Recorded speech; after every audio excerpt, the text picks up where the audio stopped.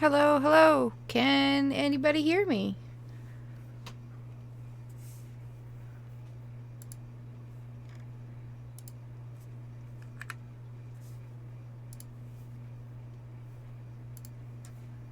Doing a sound check.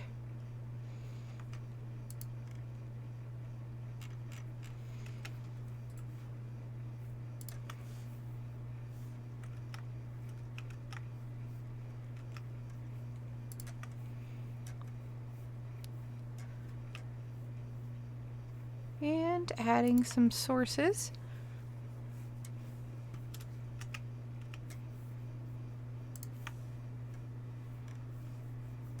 To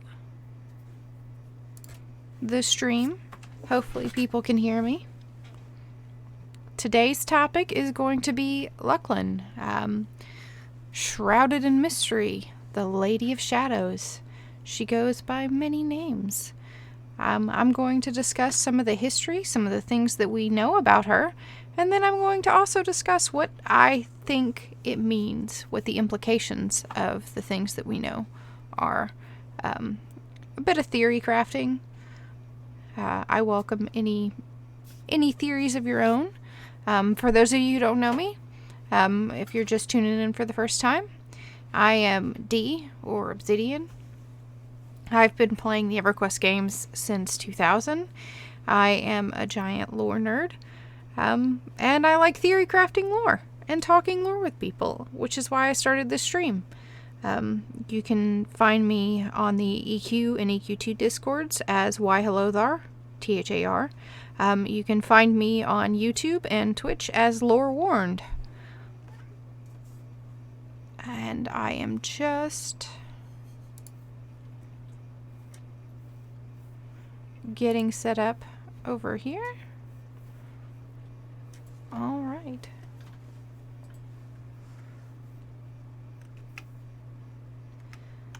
So for any viewers out there, can you hear me all right? If I can get somebody to respond in chat if I'm audible.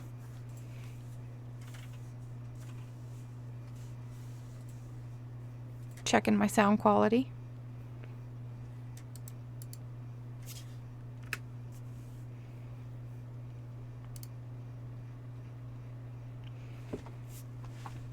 Awesome. Thank you very much. So we're going to start out a little bit with some of the images that we have of Luclin, both art drawn and some of the descriptions that we have of her.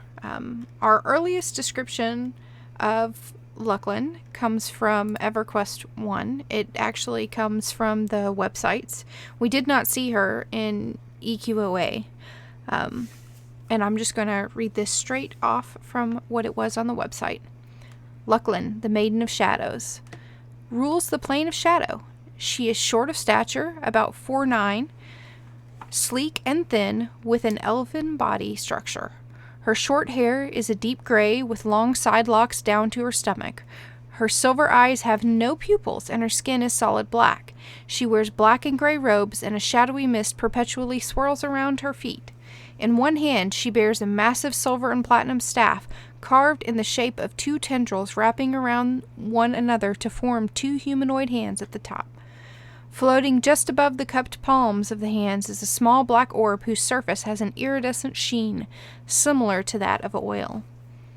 When we got the pen and paper game, we got basically the same description. Ruler over the plane of shadows, Luclin appears as a short elf-like being. Because of her affinity for the dark corners of the world, she has garnered the devotion of many rogues who offer a quick prayer to her when they find themselves seeking the protection of the shadows. Her eyes are silvery with no pupils, and her skin is black as the night. She wears black and gray robes, and a shadowy mist floats above her wherever she walks. She carries with her a staff formed of twisting tendrils that cups an orb of blackest pitch. Her wicked humor and penchant for inflicting insanity show her neutral evil alignment. I actually disagree with that alignment personally, and we'll kind of talk about why. But talk about how that fit in when you're talking about the pen and paper game. And then we get a little bit of information that while Norath's first moon, Drenal, can be seen clearly in the night sky, the second moon, Luclin, remains hidden behind a veil that was created through a pact forged by Brel Cyrillus, Prexus, and Tunar. The moon was formed by the goddess Luclin, who is said to dwell there. Luclin has no day or night, as half the moon is forever in darkness and half forever blasted by unyielding sunlight. In EQ2, we got a little bit of information about her staff. Similar, very, very similar, but some of the word choices are important, I think. And it was called the Staff of Sacrum Va. Va means shadow, so we don't know what sacrum means in Akivan. This exquisite staff, forged by deific means from a celestial metal, has the appearance of silver and platinum. It feels bitterly cold in your hands. Whispers seem to call to you. Cupped by two flawlessly formed humanoid hands at the head of the staff floats a black orb, the depths of which hides a cosmos of shrouded truths, swirling and twinkling with universal precision and complexity. And as we are looking at these images, the first image up at the top is our first picture we ever saw of Luclin. You can see the shadows around her feet and her staff. We get a picture of her in EQ1, and it's based off her EQ1, her avatar in EQ1, which we actually go to the Plane of Shadows in EQ1 and see her and interact with her. And you can see her skin is very, very dark. The image on the left-hand side with the 4 arms, that's the Akivan image. And that's included because the Akiva are said to be made in the image of Luclin. And their statues of her are, as we can see in this bottom right corner, are made in that same image. That is Atenhara in Vexthal, and she's standing in front of the actual shadow, or the actual sculpture of Luclin, who's got her foot on an orb of shadow, it looks like. And above that, you can see that same similar image that she has of the 2 hands cupping an orb. And then, of course, on the bottom left, we have the actual map of Luclin itself, with the half in dark, half in light, and then half above ground and half below ground.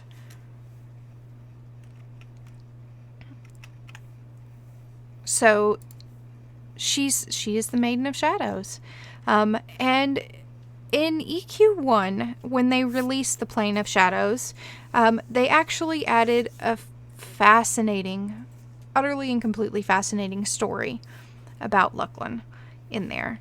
And I am going to actually read it to you while we look in EQ1 at the Plane of Shadow a little bit.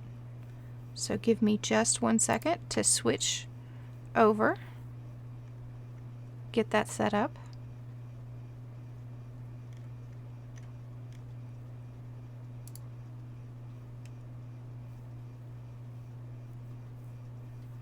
Here we are in EQ1.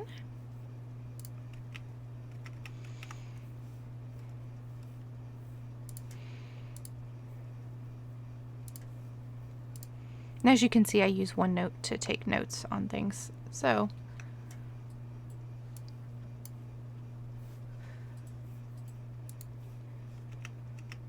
all right. So right now in EQ1, I'm just inside the entry hall to Vexthal. There's that same shadowy orb with hands holding it. These are some old graphics, man. Akivan legend has it that long ago there were 2 planes at war, the plane of light and the plane of darkness. The plane of light was filled with verdant valleys, rolling fields, pristine palaces, and radiant angelic beings. The plane of darkness was filled with dark pools of decay, desolate expanses of cracked ground, crumbling fortresses, and demonic, bestial beings.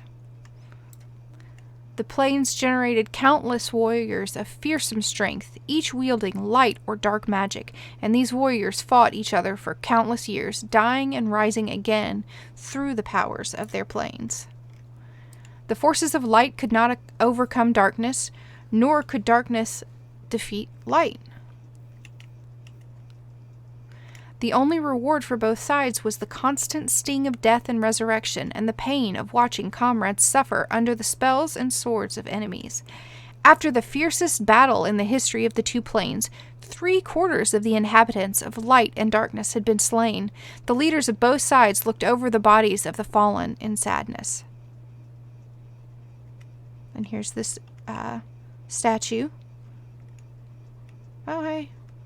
They all appeared, but here's the statue of Luclin, where she's got her foot on the orb. Presumably, maybe the moon?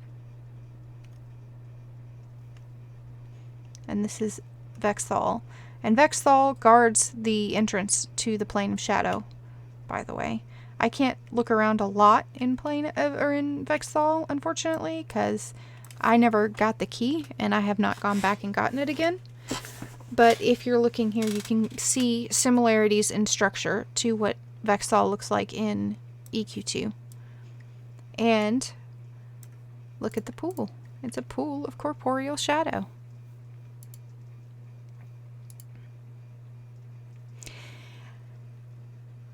After the fiercest battle in the history of the two planes, 3/4 of the inhabitants of light and darkness had been slain. The leaders of both sides looked over the bodies of the fallen in sadness, but through grief came wisdom.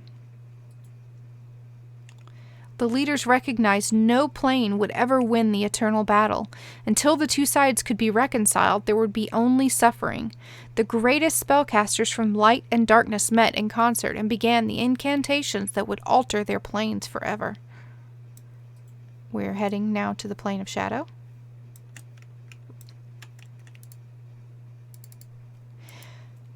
When the final words of the ceremony were spoken, as a sound as of thunder rolled throughout light and darkness. The sky darkened in the plane of light, and the low clouds grew brighter in the plane of darkness.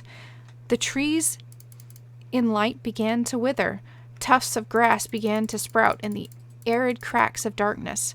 Light's palaces began to crumble. Darkness sagging fortresses and towers lifted their broken heads. The ground in both planes shook violently, and all sound fled from the air. In a moment, it was over. The warriors of light and darkness, the spellcasters, the leaders, every being disappeared. The pain of thousands of years vanished in an instant. A dark orb, lit only by a faint corona, hung in the sky.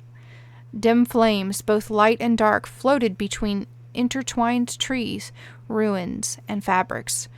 Wherever the light fires touched, stones and roots and veils remained pristine. As the light faded into darkness and gave way to dark fires, objects decayed and wore a tarnished sheen. The planes of light and darkness had become one, the plane of shadows.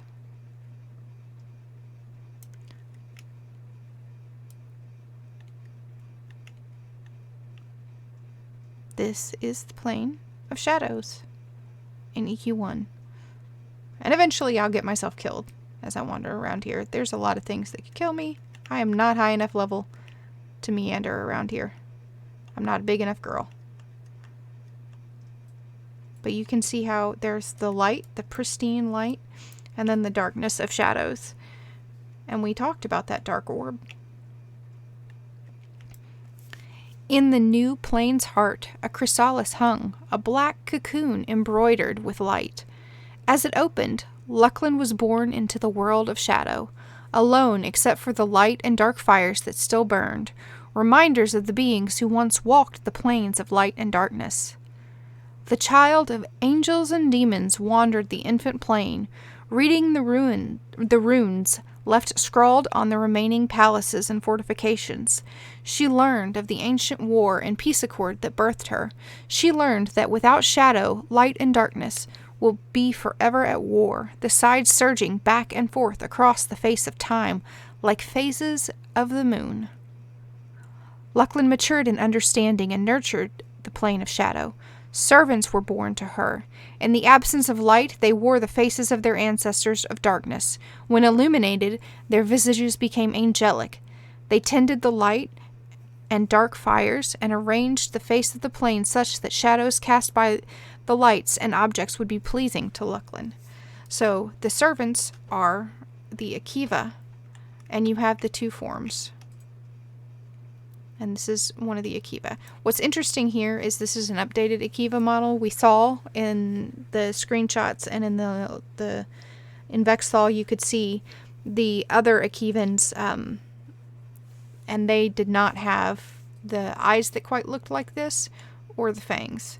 But you can see these creatures are meant to be that blend of angelic and demonic. You can also see how they turn into these forms. Perhaps these are meant to be the angelic forms of them. Who knows? But this is their spirit form only, when they don't have a corporeal body. And again, we enter and it gets dark and we have the bright light in the center and then shadows all around. Soon, though, Luclin grew curious about what lay beyond her plane. Discovering the portal at the edge of her domain, she emerged onto a Norath that was being divided by other gods. She spoke with these gods, attempting to befriend them, but they thought her strange and unbecoming, with her dark complexion and silver eyes. They did not trust a creature filled equally with light and darkness. Luclin did not trust the other gods. Spurned by them and wary of their words and intentions, she claimed the moon of Norath and made it the seat of her plane. From this vantage, she would remain aloof from the rest of the gods and peer down upon them if she so desired. She would create a land of her own, one where the light and darkness could coexist. The moon of Luclin would be the home of shadows. And that is a story of Luclin's creation, and that story is actually greater than the creation story we get from most deities, and I personally think it's incredibly fascinating.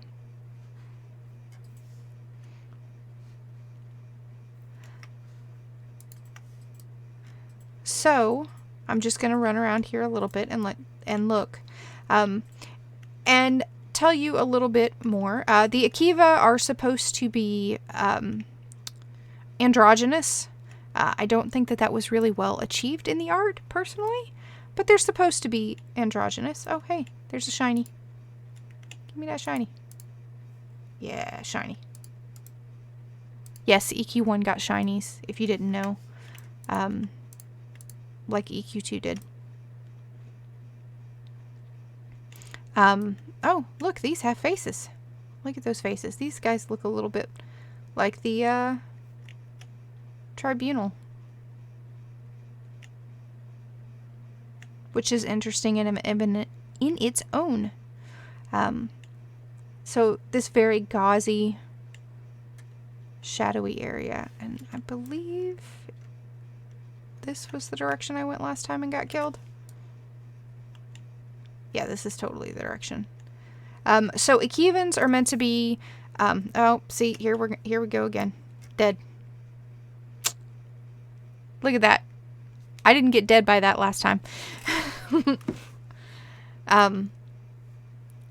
So I can't really run around in the plane of shadow in EQ1. So let me run around in the plane of shadow in EQ2 for you. Give me just 1 second, and I should be able to pull that up. Where did that capture go?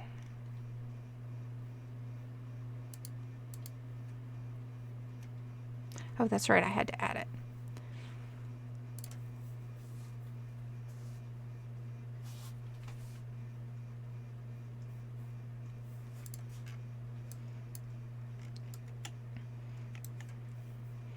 Where is my... So Luclin is definitely poised as between light and dark. In EQ1 and in EQ2. In EQ2, we find out that Khazak-Thul died as part of the Chains of Eternity, that Khazak and Ralosek are both dead, and that's the reason that Drenal has been corrupted. We also learn in EQ2 that Luclin and Drenal have a agreement, and the reason that Luclin cannot die and her creatures cannot die is because Drenal has agreed to not take any of the souls of those that are hers, and to and in return, Luclin will keep Drenal's secrets.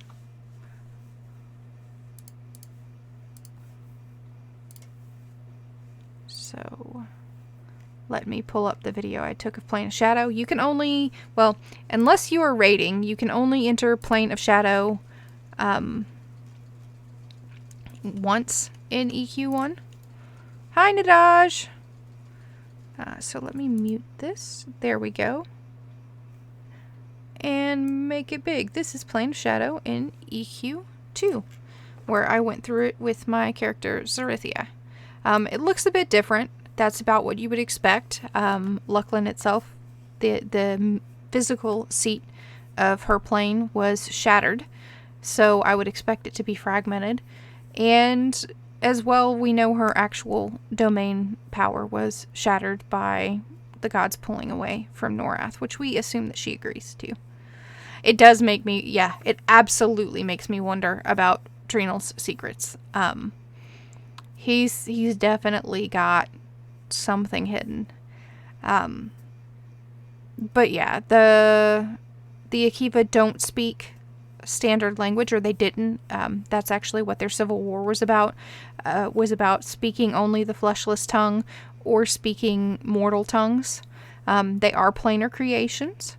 If you didn't know, the reason that you have vampires with a Y, like Monilla, who's running around in this video, and I'm hoping you guys are seeing it. You should be. Monilla is a vampire volatalis.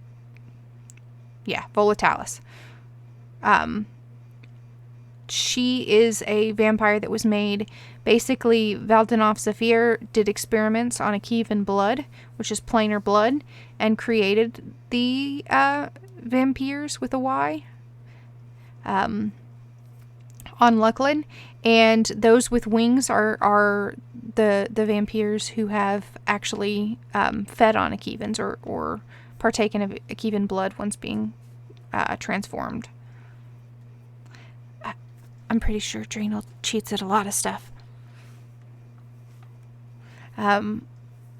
He's one of the only gods that managed to get bigger.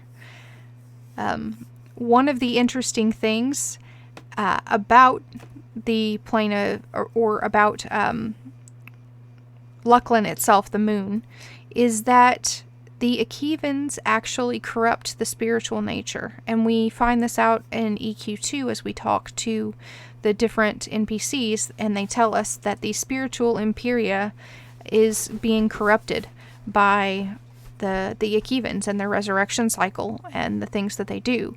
So this is important, I think, because it establishes that the shadow corrupts, right? And a corrupting nature of shadow. And I want us to remember that shadow has a corrupting influence. As we, this is the quest where we go into the plane of shadow to actually rescue Luclin from Emperor Sra. Spoilers. Oscurus is really, really gorgeous. I actually really like it. And I think there are some significant things that are going on in this video as we look at it, aside from the Akessar statue building back there. I am going to play the raid text that you get in EQ2. you get some text, or excuse me, not EQ2, EQ1, you get some text that Luclin actually says to you. So they actually voice it, which is pretty rare for EQ. And so they voice this text as you go into the plane of shadows to try to recover the shard of fear. It's a shard of Khazak Thul's power that was destroyed and by his children, and we're trying to pull them all together to because they have a corrupting influence, right? They're corrupting the Akivans, and they're corrupting all kinds of places, and we're trying to do what we think is protect Luclin and the Akiva and kind of the Celestial Order, and maybe bring Khazak Thul back together. We find out that we actually aren't doing what we're supposed to be doing. So let me play that for you while we kind of look at this video. Your journey into darkness ends here. If only your death may bring balance to the shadows, so be it! You should leave from here. If you fight on in your quest to bring about Zarek's darkness, you will die. Mortal beings who live within the shadows of guilt and secrets, what makes you think I hear not every whisper, curse, or plea you utter? Under the light of my moon, you spill your secrets to a darkened room. You speak your blood oaths, you cry out in your fulfillment of base desires. I see into your hearts. I know the darkness that lies within, vying with light for supremacy. You stumble about, enshrouded by darkness or blinded by light. You know not which will next lead you, or which will become your master. Diabo, darkness mastered you. Long ago light bled from your heart, pierced by the shards of fear and the blackened thorns of envy. You are but a darkened husk, a shriveled form of the creatures I created. For you, there is no return to balance, only dissolution in the blackest reaches of my realm, beyond the edge of memory. And you adventurers, you stumble into my presence, led as though blindfolded to gallows built by your own hands. I see within you. Some bear light, others carry darkness, but together your shadow walks a fated path. Will you climb the scaffolding and stand beside your dark executioner? Will you lay your necks within the noose that tightens around Norath? Know that I will not allow what you seek. The final piece of Khazak Thul rests in my shade for eternity. If you continue your journey, to you I grant reprieve from the gallows through death. You think your spirit shines in these dark hours, but I see the black cloud billowing about you, encroaching upon your horizon. You race into the moonless night, heedless of the coming destruction you hasten. That which you call light is only darkness. Can you even say where one ends and the other begins? Can you take a life that countless more might be saved? Though Khazak Thul was of my immortal kin, that which has been destroyed should never be repaired, lest he who stalks in shadows arises to claim both night and day. Those of you who cannot walk in the balance of light and darkness will be destroyed by shadow. You still do not understand?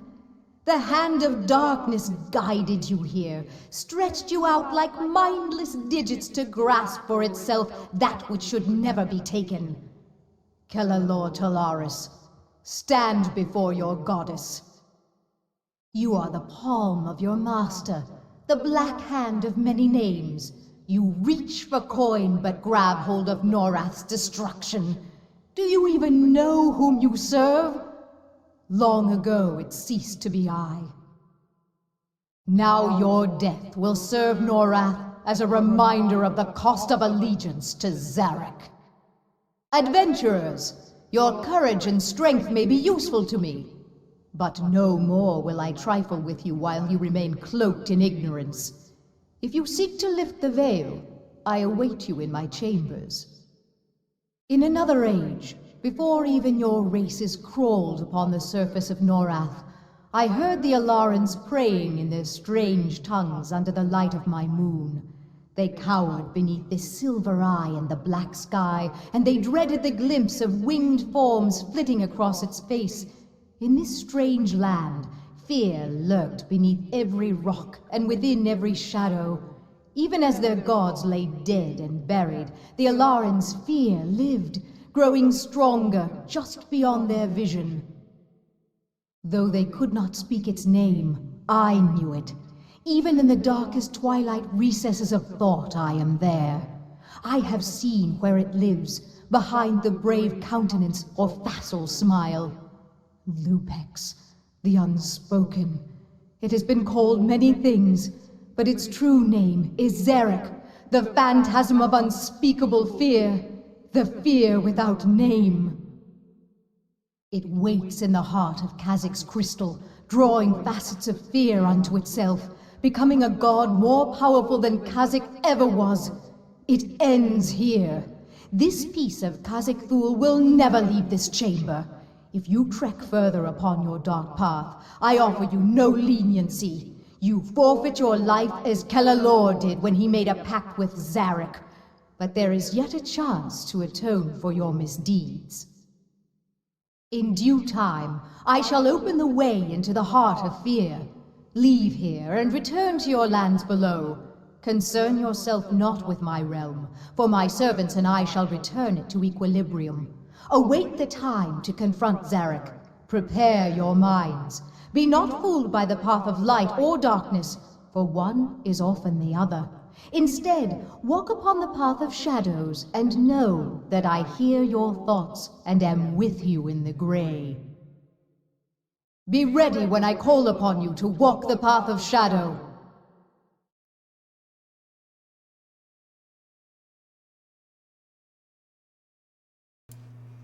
So that is the encounter that we have with Luclin, where we directly encounter her in EQ1.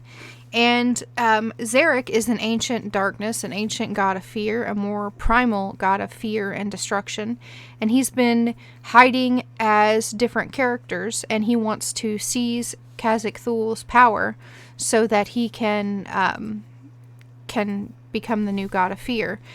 He actually tells us that our problem and Kazakh's weakness is that he has become named, and he needs that true fear is the unspeakable unknown fear and fear of the unknown. And there is Luclin standing in the way of that. And what actually happens in that is that she takes the heart of fear, the heart of Kazakh Thule, and she actually helps preserve Kazakh Thule. She takes his servants, and they show up and sacrifice themselves to protect Kazakh Thule from Zarek, and we basically rescue Kazakh Thule. He has no power. He is essentially dead, and he's just sitting in this shard of fear, and he has a single servant who sits there and nurtures him and helps him grow, with the idea that eventually, much like we had Anorik killed and we had to go grab his different shards from everywhere, Kazakh Thule will also come back, because there are people worshipping him still on Norath, so he still has a base of power, and he's got somebody who worships him right next to him, kind of basically feeding him fear, so that he can eventually, over time, come back to life. He's not completely dead, because his shard of himself was never completely killed.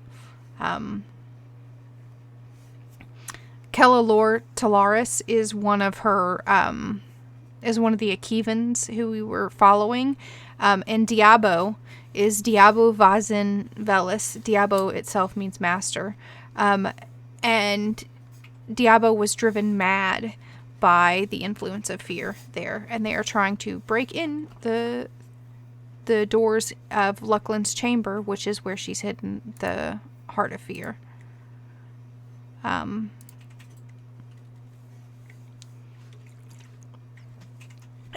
Kellalor Talaris pretends he's serving Luclin, and he actually leads the mercenaries on the plane of shadow, but he is not serving Luclin at all. He's serving his own mercenary greed, which ends up putting him serving Zarek. So basically, our own hubris allowed Zarek to come into power.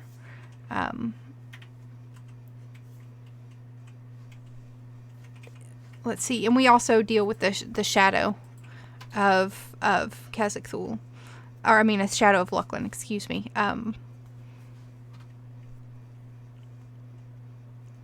And we don't get this dialogue voiced, but this dialogue is between Harbinger Glask and the shadow of Luclin.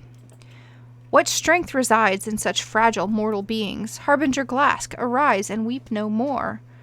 The shadow of Luclin places her hand under Glask's chin and raises the Harbinger's face. Glask stands on her feet. Her wounds are nowhere to be seen.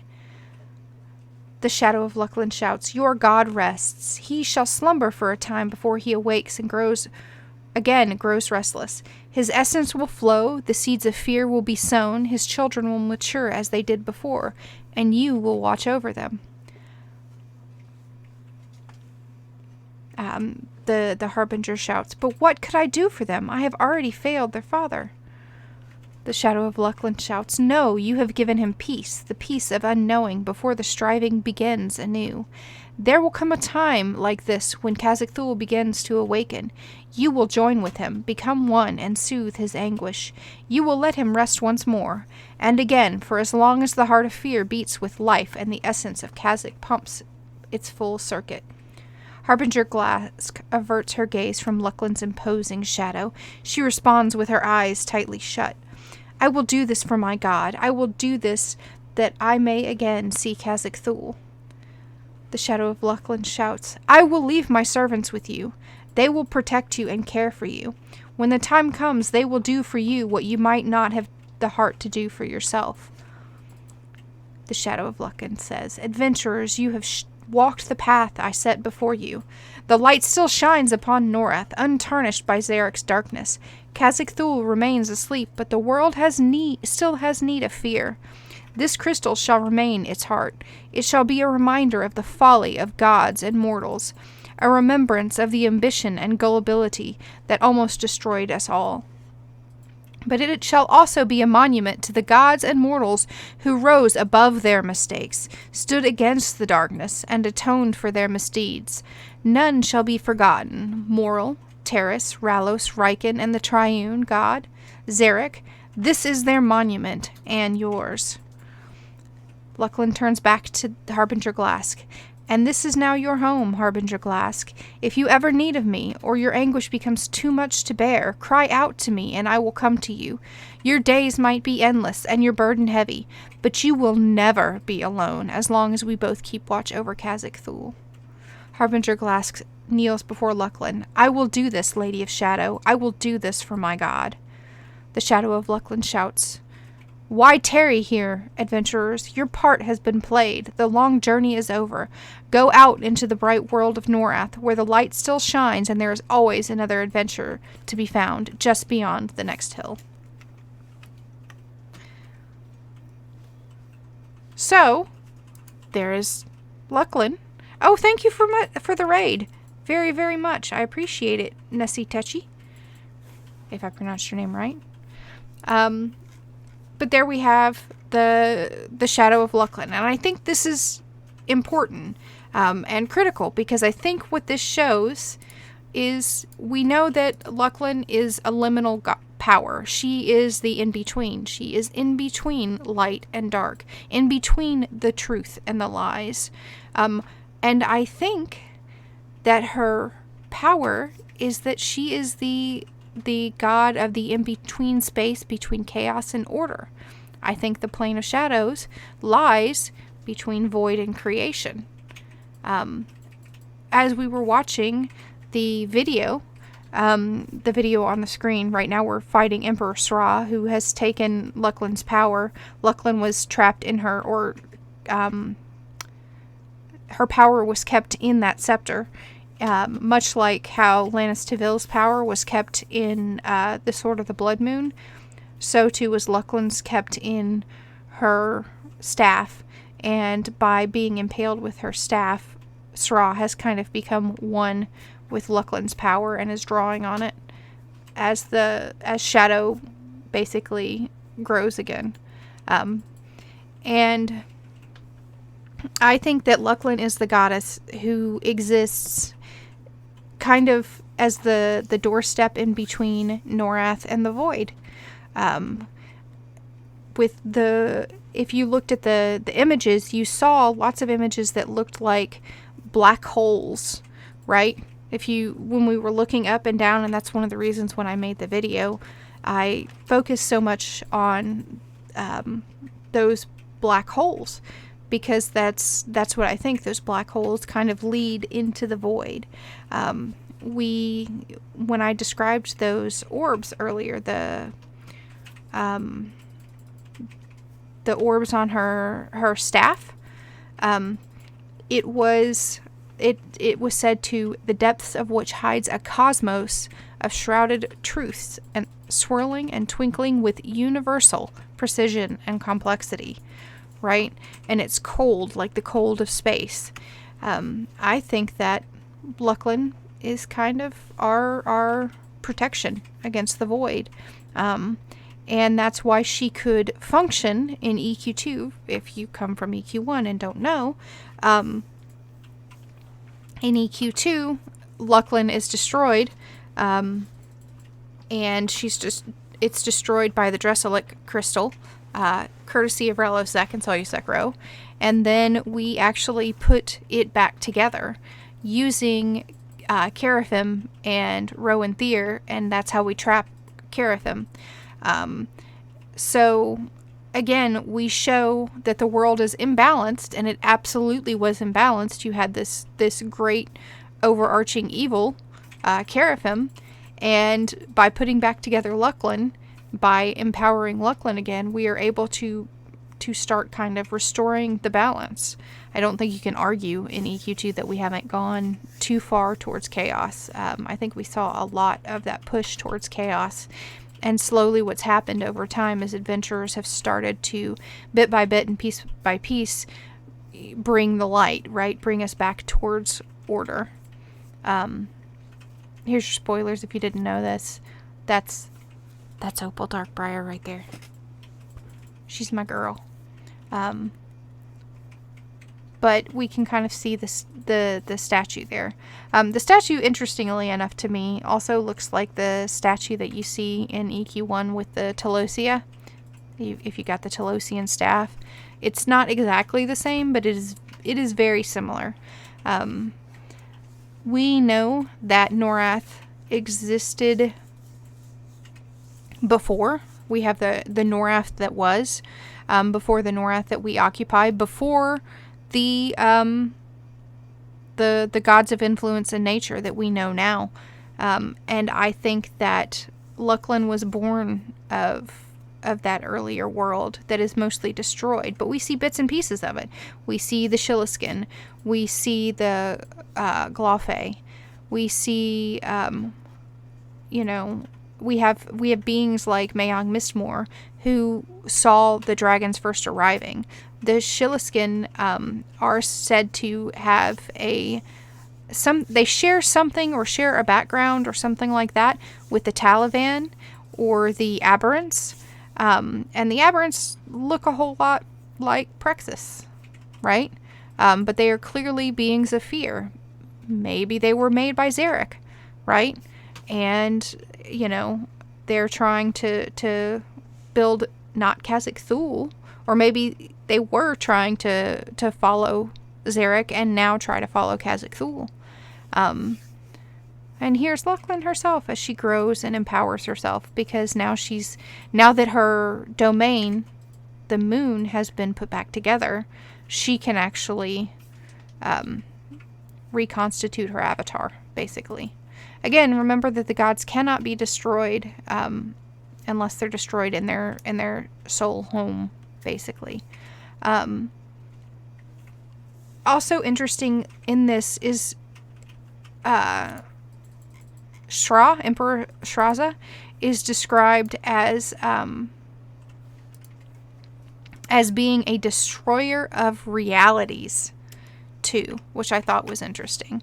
And Luclin is there fighting against him to preserve that balance. And in the quest in EQ1, as you go through the different bits and pieces, as you speak to the different emissaries of Shadow and discuss that, you get more and more of this idea that Luclin is worried about the balance. She's worried about the in-between spaces.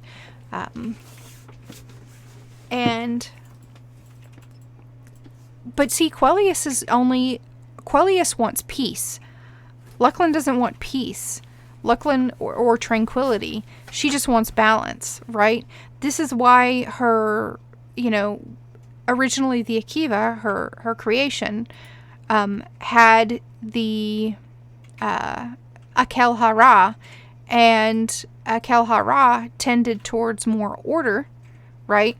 And tended towards, I guess, more empathy, if you could say that. They aren't really empathetic creatures. They aren't empathetic creations. They are actually kind of evil in the way that they enslave others.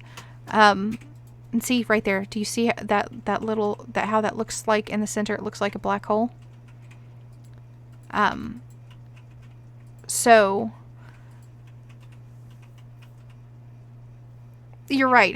In EQ2, she looks way different than her descriptions. It's not that black of night that you would expect. Absolutely agree with you there. Oh, hi Gwen. Hi Gwenny. I did not realize that was you, but hi.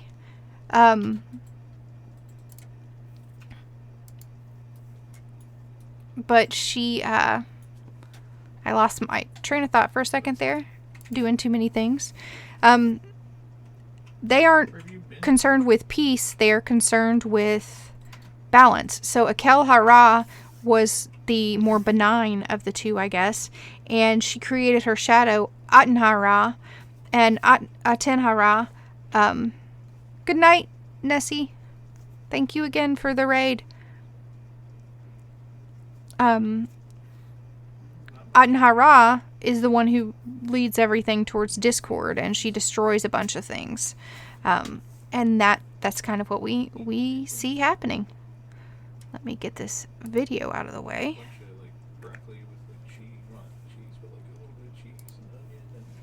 And we're back in EQ 1, because other things that we find out is that in the Skyfire Mountains in EQ1, there are 3 orbs. Let me see if I can find my specific text on those 3 orbs.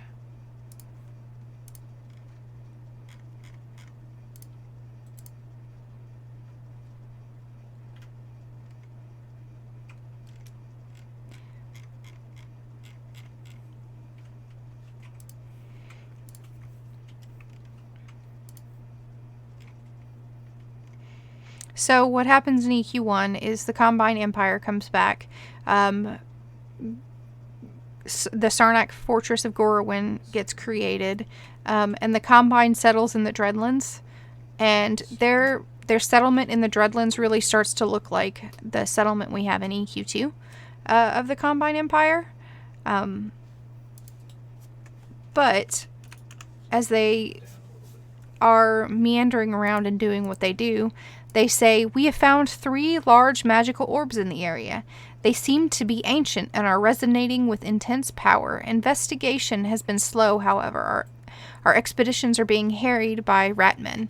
And so you go to these orbs, and you have to investigate each of these orbs. And what we find out is that they call this the Orb of Molten Fire.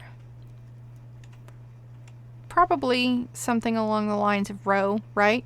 It's probably our sun. And then you have, let me go south. And the second orb is, there's the orb that's the globe of Norath. If you've run around, you've probably seen the image.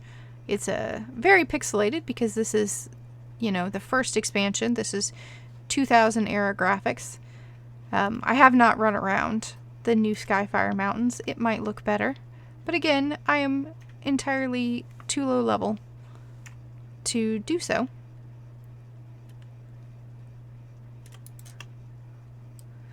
But yeah, out here. We used to spend so much time out here because you had to farm it for the Cleric Epic. And the Bard Epic. Actually, several. But we knew that the dragons had made these. We just didn't know that they were old. But the age is, the second one is a moon-looking orb. And it is not the Orb of Drenal. It's actually called the Orb of Luclin. And it's odd to me because Norathians didn't know about Luclin for the most part. This is the Orb of Luclin right here. We didn't know it existed. We didn't know it existed until Al-Kabor managed to pierce it.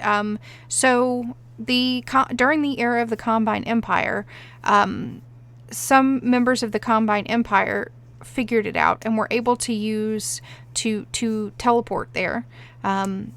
They had Grieg Vinificus had an epiphany that allowed him to transport people there, and he transported the Kata loyalists there in Shadowhaven, and then somehow the Seru loyalists also ended up there. And again, you have light and dark, good and evil.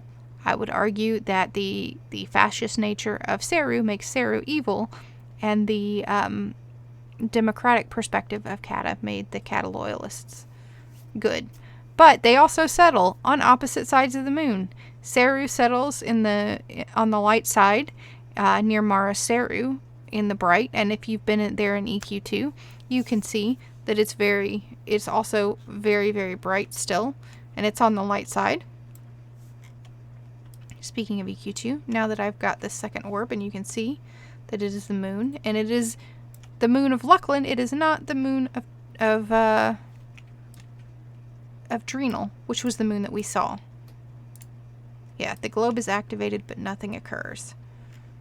Probably because I'm too low level to do anything with it. But it is ancient and powerful and draconic. So the dragons knew about Luclin, right? But let me do this. Oh, you guys don't need that anymore. We're going to put that back. We're going to hide one note. Where is my EQ2? No. EQ2. Come on, show me EQ2. There we go. We know that there was the two sides, and even, let's go to, again, how it's represented here is that two sides, the light and the dark, right? And then there were very few things that actually existed in the twilight, in the kind of place where those two met. And there was the balance I mentioned before of the surface and underneath, right? So you have Shadowhaven and Fort El Mist. Those are underneath. You have the Netherbian lair. Those are underneath. And then you have people who, and entities like the Galorians that live on the surface. Kata, the Combine loyalists. And I think that she Luclin, allowed the veil to be pierced there. And then she allowed it again when Alcabor pierced it. But even then, when we knew of Luclin and found out about her in EQ1, we could not... most people couldn't go there, right? Most people didn't have the ability to be transported to Luclin and didn't know what it looked like. This is kind of what I was discussing on Nadaj's stream earlier. Is people didn't know what Luclin looked like, so they didn't represent it in their artwork or in their creations because it was hidden from mortal eye, and we only unhid it when we destroyed it. We the gods destroyed it. The other question there is, did they destroy it to... We always assumed that the gods destroyed the spire, the core spire that allowed transportation. If you didn't know that, the spire that we see in Norath in EQ2 and in EQ1 is the spire that anchors all transportation on Norath. All the what we call the Combine spires, and some of which predate the Combine Empire, those all function through using different geomancy and stuff that comes through this particular spire.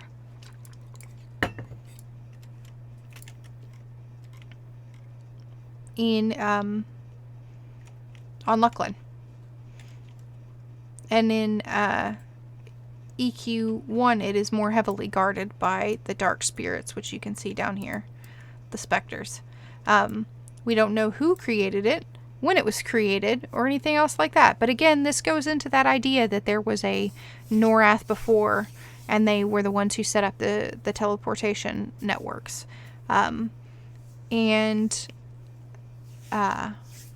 That's how we... Yeah, this is Grieg's spire. Yeah, this is the spire that he hung out around and ended up driven mad by. And Luclin is said to have driven him mad. Sometimes they say that he read Fleshless Tongue, sacred scriptures, and those were what he was shown, scriptures that were written by Luclin herself to the Akiva. But we also know that he spent time with Luclin and he talked to Luclin, and that he was driven absolutely mad, because probably he discovered some knowledge she didn't want discovered, because she's concerned with protecting us from imbalance. Either that or his mind just couldn't comprehend the divine things that she was trying to show him. But yes, we have this balance, and in going back to EQ1 and how we didn't have Luclin represented, only Drenal, and in fact I have talked to people to this day who think the moon that you see in EQ1 is Luclin, and it's actually not. It's Drenal. And this is confirmed through a variety of things. In fact, one of the entry stories that we get with the Tome of Destiny talks about how the veil of Luclin was pierced. But that orb that we see in Skyfire Mountains in EQ1 is called the Orb of Luclin. And if you go there, you actually encounter a Tegi. And a Tegi are those the little alien-looking creatures. Let me think of where the Tegi are. You see them in the Rocklands. And you also see it's probably easier to get to them in Echo Caverns. So let's just go to the Echo Caverns. For those who don't know. Oh, yeah, I have to land.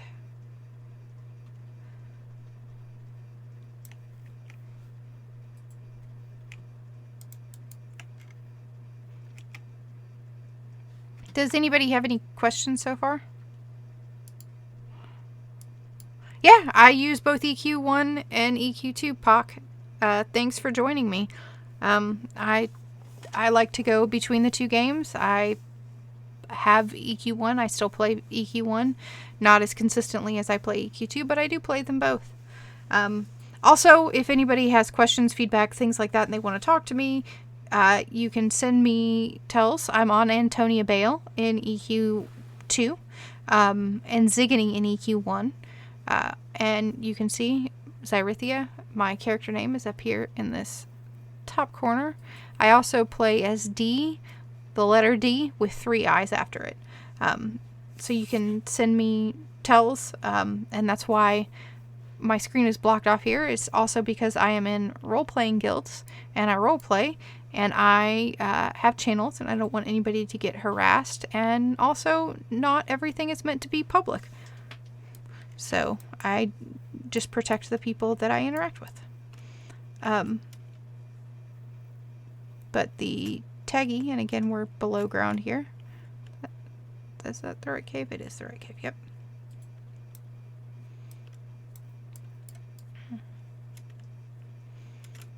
Does anybody have questions about anything that I've said so far? Or feedback, right? Do you agree? Do you think that Luclin is the goddess of in-between? That she is between the prime plane of Norath and the void, which is, uncreation? The Teggy are actually down here.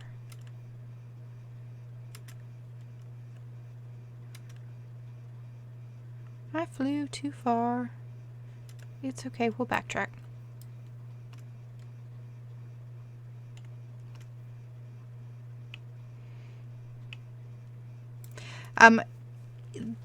It gets really interesting. If you just tuned in, Pock, you actually probably missed where we listened to raid dialogue, where Luclin was actually voiced in EQ1 with when Kazakhul gets killed.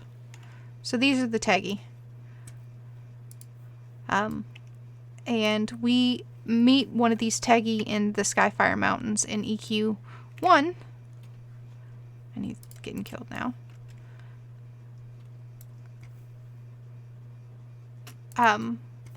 And we are trying to investigate this orb, right? And we go out there, and let me get to... we talk to this, his name is Iazas, the Lunar Elder. And he says, Did you imagine me a blessing to give? The orb of Luclin is already inside you. Perhaps if you open your eyes, and you say, help me open my eyes. Iazas says, waves her hand dismissively, and the colors of your vision bleed together, coalescing into vibrantly colored, tiny particles of light before shifting to pale moonlight. The points shrink until there is nothing but utter darkness, and then your sight returns. What did you do to my sight? Iazas says, you've got to stop using your eyes if you wish to truly see. Luclin blesses you. She spreads her hands out, mist filling the air around you. Carry this blessing with you to your camp, and if you heed my words, soon Skyfire's every secret shall lay before you. Remember, the bloom of a tree's bough is founded upon its invisible roots. And some of the other things that they say to you during the quest is, beware the darkness, young one, gesticulating mysteriously. Who would pierce the veil of Luclin? Many are denied. Iazas gazes upon you reproachfully, shaking her head. Tisk, tisk, tisk. The first clue is free. You won't get anywhere being so forward. The moon reveals her secrets to those willing to listen and wait. I am willing to listen. But do you hear? Do you imagine your silly little ears to be the organs of such sensation? You will never remember unless you learn to understand clearly. Help me understand. Iazas crosses her arms sternly. Do not imagine yourself worthy of such charity. You are here to learn how to do that yourself. Luclin holds more sway over Norath than you know. Again, emphasizing that Luclin has an incredible impact on Norath. And so I think that she is the one who keeps us from falling to either side.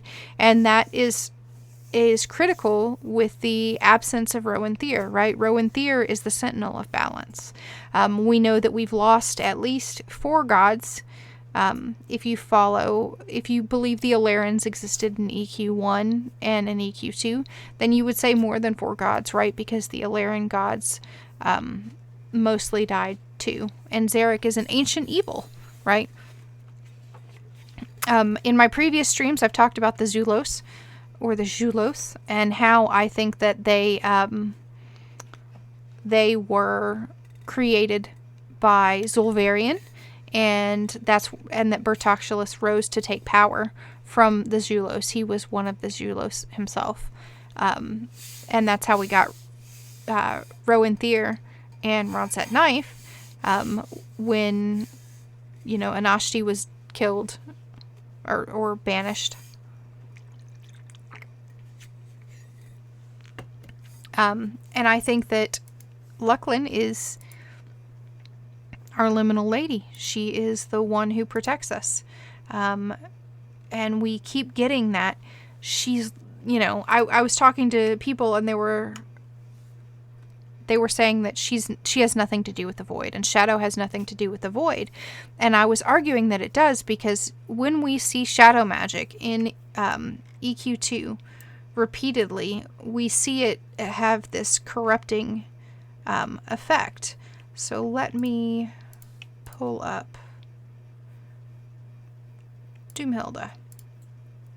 Doomhilda is a shadow gremlin. Come here. And she's going to kill this Teggy for me. Don't worry, I got it.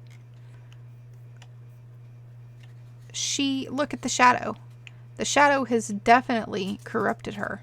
Because when we encounter gremlins that are not shadow driven, they don't look like this. You notice here that she has a shadowy aura, right? Her eyes are black and purple, or a purpley blue, that lines of shadow shoot through her. And if we look at the creations that we saw, the different shadow creations, I wonder if my timer is probably not up yet to go into the dungeons for Vexthal. Oh, I can go into... Oh, I can go into Den of Shadows. Excellent. We'll go into Vexthal Den of Shadows, and I will show you some of those creatures. But those creatures look like shadow creatures, right? They look like things that we saw in the void. They're tentacled and dark, and they put these dark auras on things. And that's not to say that the corruption, I guess, for lack of a better word, or the shadowing of creatures is necessarily a bad thing, but the presence of shadow infects much in the same way that the presence of void infects creatures and changes them on a physiological level, which is some of the other evidence that I use to kind of base this idea that Luclin has ties to shadow, right? As something that is half between, right? She's in between light and in between dark. She is half void and half creation, right? Which is why shadow itself taints or corrupts, right? When you are going through Vexthal, to get through certain doors, you have to taint yourself with the shadows, and you're only protected by the Imperia, the spiritual side. One of the interesting things happened. I was on Twitter and I asked Kathiel, what kind of deity, where Luclin fits, right? Was she one of the spirit deities? Because if we are on Norath, the spirit deities are all active on the moons, right? They have a presence on Norath, but it's on... Drenal has a moon, right? And Drenal's presence is only barely not felt on Luclin. And that's the ant caves. I was going the right way. we have Sateb Malni, which is the feral spirit here. And again, like I said, we are told that the Akivas corrupt the spirit world, that they corrupt, and we are able to use pure spiritual imperia to fight back against the corruption of shadow. There, I took a turn off to the side. This is Vexthal in EQ1. And again, if you look at that, that is the exact same structures and colors and things like that that we saw in Vexthal in EQ1. Just, you know, with a more slightly more modern graphical engine. And I think that shadows taint because shadows are essentially partially a void energy, right? Luclin exists in that middle place. She is the balance, trying to preserve balance and fight back the darkness, right? Because darkness corrupts. Chaos's nature is to bring more chaos. It's to pull us towards that uncreation, towards, you know, not existing. I think that Luclin protects the prime plane, the prime plane of existence. And that's why she is so important. That's why we find things like Luclin, or the plane of shadow, has found peace and balance. That's why they use the words talking about her being, her orb being hiding the cosmos, right? And the universe. That's why we find all these references to kind of the in-between and light and darkness. And again, there are these creations here. Also, interesting to note, we also have to know that in EQ1 there's a very clear door between the plane of shadow and Norath, right? Vexthal is kind of exists as a doorway to the plane of shadows, but the two realms, the moon and the plane of existence, are very separate. By the time we get to EQ2, probably because of the destruction and reconstruction of Luclin, that is not a hard, firm line. And we know that because things like these shadow beasts, these gloom beasts that we see here, gloom beasts were, let me pull out a different mercenary. Gloom beasts are shadow creatures, and yet you can find them all over the place in EQ2. A lot of these creations are all over the place in EQ2.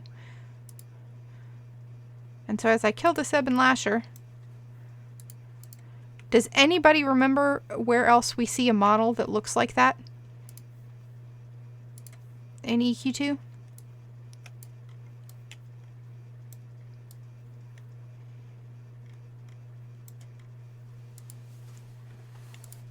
Anybody?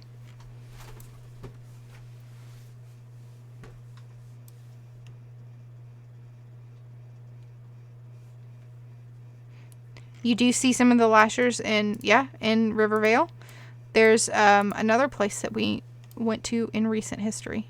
And I'm not going to do all of Vexthal here because I've been doing it with other people to help them get through. But as we look at this Lasher,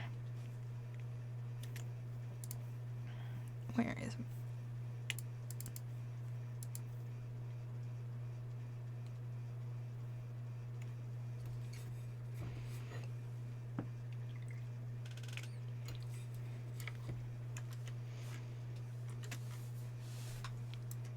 Yep, if you come out to Thalumbra, you can actually see giant Lashers flying around here too.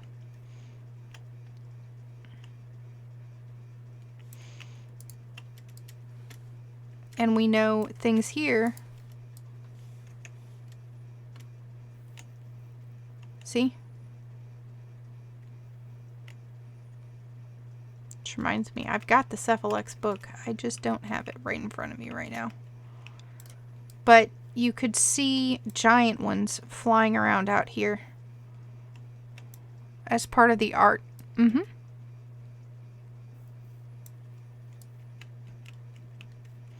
So, and out here is also where we have the Taliban and the aberrant kind of creatures that worship fear, which could be worshipping Zarek, or could have originally worshipped Zarek, right? Since the Lumbra is the realm of the dead gods, basically. So, of course, now that I've said that he's out here, we're not going to see it. But there is usually a giant, a very, very giant one of those just flying around. And again, we come to the aberrants with their giant skull, muscle creepiness. And yes, I know they're like mind flayers from D&D. But we see that purpley glow, right? Lots of the purpley. This is meant to be obviously very much a Cthulhu kind of reference, the way that it looks and everything else. But you see that purple, you see those same kind of ideas of shadow corruption. So I think that she's our balance. That's why she guards the secrets. She guards the lost knowledge. She guards what has been hidden from us. And she's void touched, void tainted. Perhaps one of the reasons that her skin is so much lighter now in EQ2 than it is in EQ1 is because we have shifted the balance towards order. One of the things that we're told in one of the quests is that Luclin is shifting her orb, or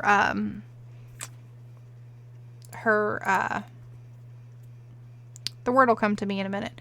But basically, it's not going to follow the same path, right?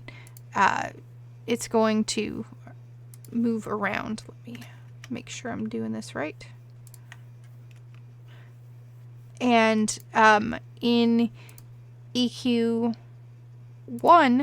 when you see the moon, it is actually right, like very, very close. And like when we're on the moon, rather, when you are on Luclin and you are staring at Norath, Norath is exceedingly close to us.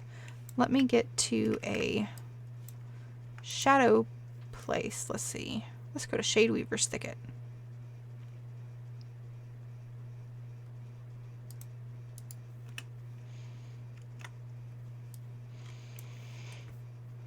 While I get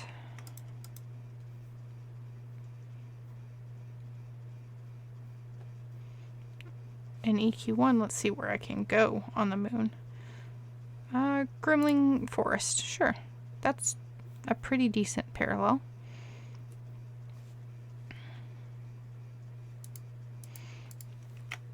Manila right in my face. Let's see. Are we going to be able to see the moon from here? Or I mean not the moon, Norath from here. You can sometimes see in some places. We might be too far on the dark side to see. So let's try, maybe, I think we see the moon, or the planet, rather. We're on the moon. I think we see the planet in Aurelian Coast, maybe? Because Aurelian Coast is kind of in the twilight area.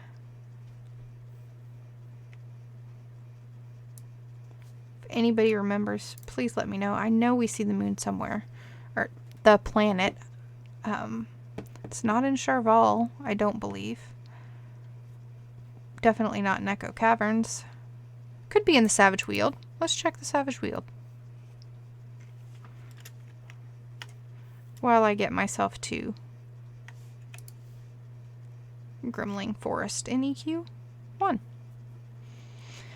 But in EQ1, the moon is right in, or Norath is right in your face when you are on the moon. It is incredibly close.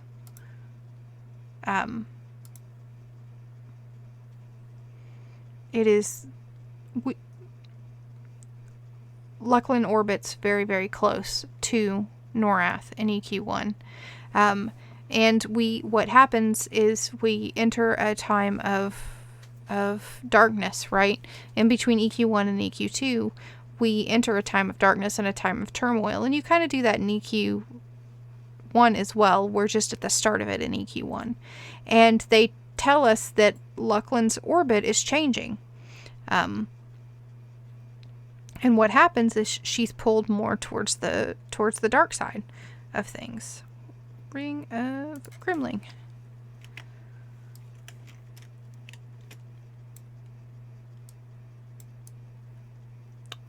Where are you? There. There we go. See how far away?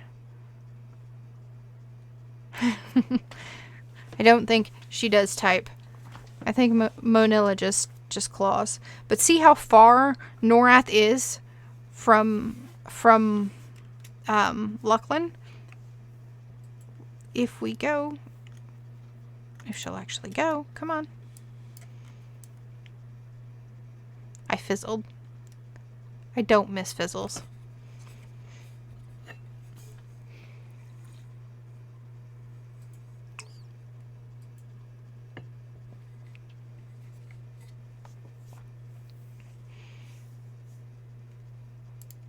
There we go. We're in EQ1 again.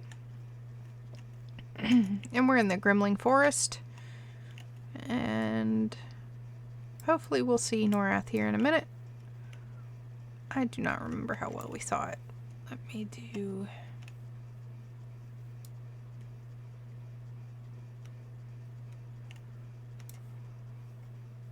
Where is my perfected levitation? There it is.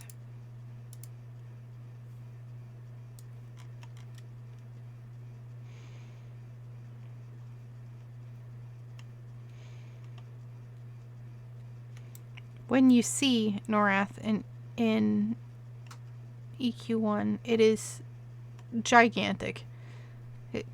It's an enormous influence. Where did I see it? Was it Umbral Plains, maybe? We'll go to the Hollow Shade Moor. That sounds like a good place to go.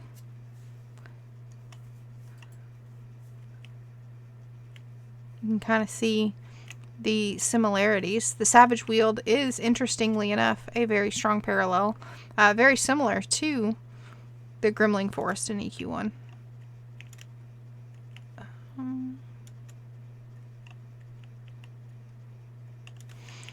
Do I have to go through a cave? It's been so long. Yeah, it's up here.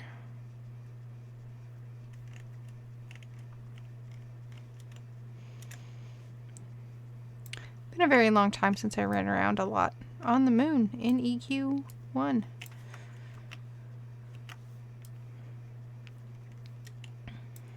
And I'm just gonna, while I zone, I'm flying up in the air so you guys can kind of see some parallels. The big purple crystals, by the way, if you did not know, in EverQuest 2, we actually, big shards are called Balanzite, and there are also prismatic shards, which we haven't encountered, but we're told about. And the Balanzite has the power of decreation. It can uncreate. I am not seeing Norath. Ah, there we go. Like I said, it is massive. So in EQ1, Norath is right there. We are really close. The orbit of Luclin to Norath is super, super close. In EQ2, it's way far. Luclin is nowhere near Norath comparatively. And that in and of itself is pretty interesting. And I think that ties into that whole tie between balance. Being the guardian between us and creation. I think that we have tended towards the void, right? The void has gained significant influence on Norath, and its anchors have actually pulled Norath further away from the moon. And we are kind of pulled back because the void is a plane of existence, right? And so Norath has been pulled closer towards that and further away from the moon, and we don't have as much protection from void influences, especially after Luclin is destroyed. And so I actually think that Vishan is the goddess of space, the sky, right? So the literal stars that exist. And Luclin is the goddess that is the actual in-between places of the planes, right? So she is the goddess, yes, of shadows and secrets, and she has a physical domain, but she is also the goddess of that space that it exists, that protection area that exists, that keeps Norath from falling or succumbing to uncreation, to oblivion. She's the goddess of the between. Anybody got any questions?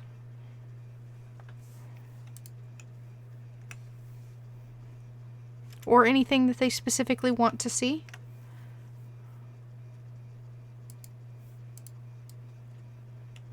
Or any topics they want to discuss?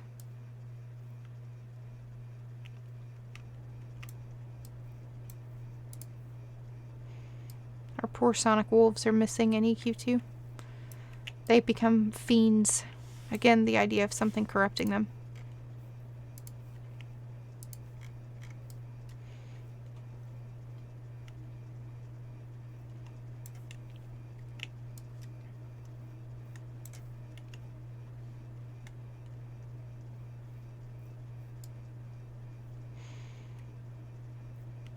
No? Okay. Well, if nobody has any questions or comments or anything else like that, that's pretty much all I've got to say on the topic today. I just wanted to kind of discuss Luclin and how she is the Maiden of Shadows and Secrets and how she has this major influence. And I really wonder what the consequences are going to be for us in EQ2 when we have corrupted her lands, with... Again, there's a balance there, right? That's why we have prismatic, and that's why we have balancite. But balancite has the power of decreation. We find that out when we go to fight Empress Raza. So, what is going to be the impact of doing this much damage to her domain? What is going to be the impact of decreation? And how is this going to tie in to the powers of the void? Or, if not just the powers of the void, how is it going to tie into the resurgence of gods like Zarek, right?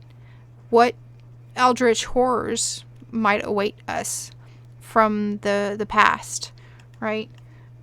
What might those gods look like, and what chaos might they sow on Norath in EQ2? Because there is a difference in EQ1. Luclin, the expansions of Luclin, Reign of Fear, where we had that conversation, is a far cry from it's several expansions between that and when you go and deal with the Orb of Luclin. So there are still impacts on Norath from Zarek trying to return. By the way, Zarek was also impersonating somebody. He was also hidden as a guy named Sam who did the anniversary quests. Another thing, I forgot one thing, and that's that Uktanu is a dead god, and we assume that we know that Emperor Sra says he killed her, and she was the god of prophecy. And one of the things that we don't know is if Luclin now has Uktanu's power, or if Opal Darkbriar has Uktanu's power. So if the Goddess of Secrets has the gift of prophecy, that's a very big difference than if, you know, the champion of Enoric has the power of prophecy.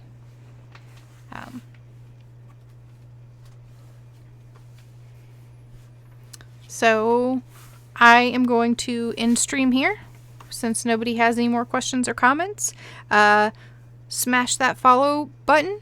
If you missed something, you can catch up with it on my YouTube channel, which is under Lore Warned. I also have a lore discussing Discord. Give me just a second, and I will pop that link into the chat for anybody who wants to join.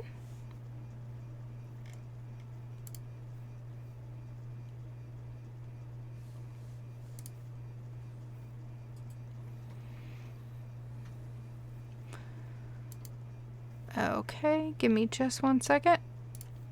By the way, my fascination with Luclin extends the name of the server and the name of... I also run a lore website that I'm trying to get all the lore uploaded to, official lore, is oscurus.com. And let me get this invite going.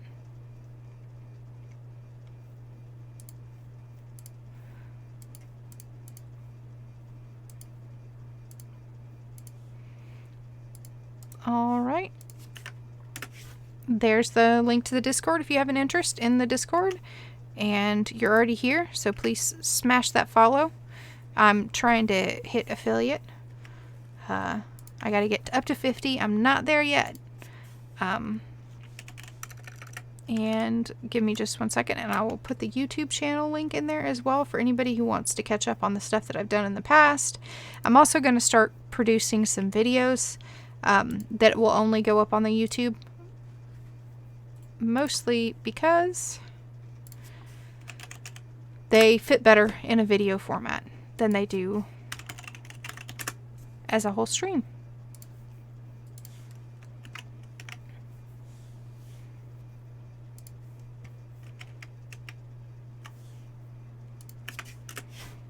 And there's the YouTube link. Alright. I'm gonna go ahead and head out. And thank you all for tuning in. I really appreciate you tuning in and the discussion. I hope you all have a wonderful evening. And I'll see you next time.